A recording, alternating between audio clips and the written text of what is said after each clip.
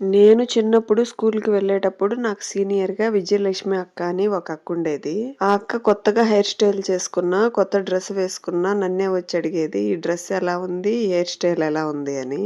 నేననేదాన్ని, "ఎందుకక్క ఎప్పుడు నన్నే అడుగుతావు? నీకు ఫ్రెండ్స్ లేరా? మీ క్లాస్‌మేట్స్ లేరా? వాళ్ళనడుగు. నేను చిన్నదాన్ని గదా! నాకెలా తెలుస్తుందని."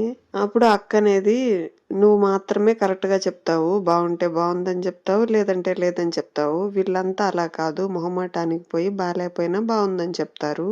నాకెలా తెలుస్తుంది అది బాగుందో బాలేదో? నువ్వైతేనే కదా కరెక్ట్‌గా చెప్తావు. అందుకే నిన్నే అడుగుతాను" అని చెప్తుంది ఆ అక్క.